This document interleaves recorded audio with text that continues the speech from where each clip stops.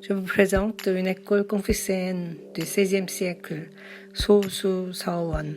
C'est une école confucéenne et fondée en 1543 par Jusebun, qui était le professeur de grands savants de Töge Yihang.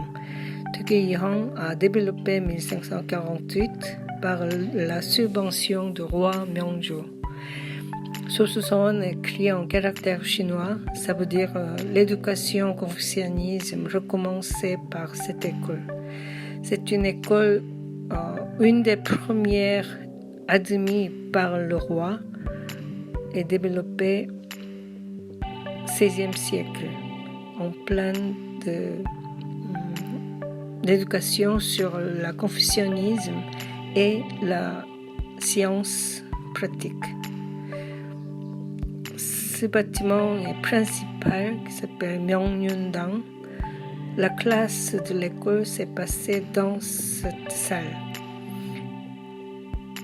Ils ont une grande salle et les étudiants, les professeurs qui se réunissent ici avec une table, ils donnaient des cours dans cette salle principale. On peut voir les figurants, chaque élève et chaque professeur sont assis devant une table. Un élève lit en haut bois le livre et il discute avec le professeur sur la philosophie du confucianisme. Et à l'époque, la philosophie du confucianisme aussi le principe de la science pratique était développée par Töge Yihang. À côté de table, toujours il y a des outils d'écriture comme l'encrier et le pinceau et les papiers de riz.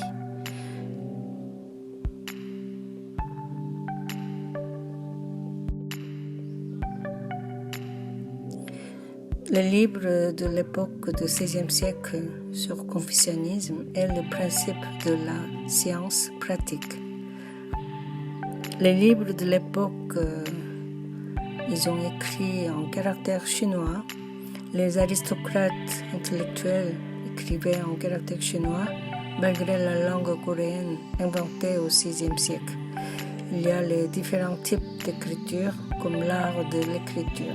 Chaque personnage a différents types d'écriture en caractère chinois. Ce bâtiment a une particularité avec le salon d'été ouvert sur les deux côtés.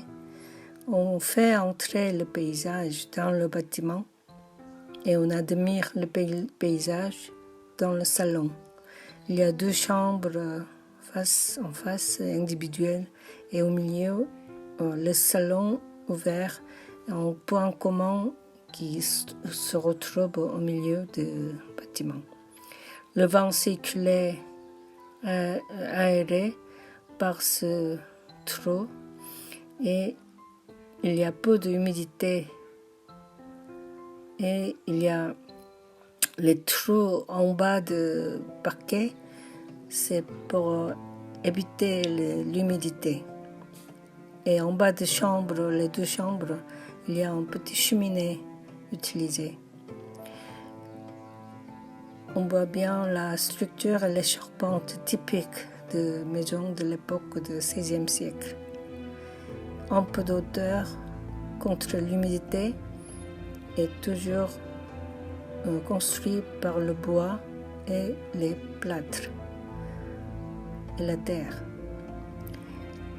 Les portes de chambre sont petite taille, il faut s'incliner pour entrer dans la chambre. Il y a plusieurs bâtiments dans cette enceinte de l'école. Ce pavillon était utilisé comme un salon d'été ouvert sur les trois côtés. On discutait sur la philosophie du confucianisme et la science pratique comme la science de l'univers.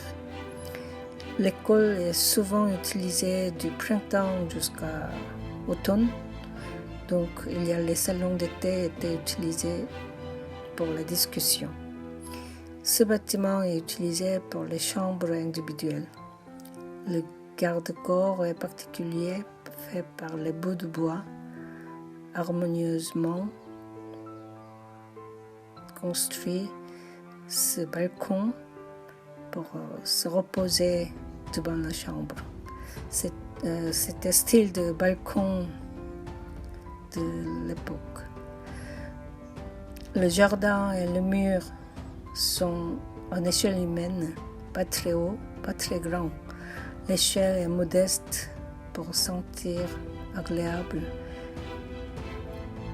Il y a un petit étang à côté pour se reposer, pour promener, pour les élèves et même pour les professeurs.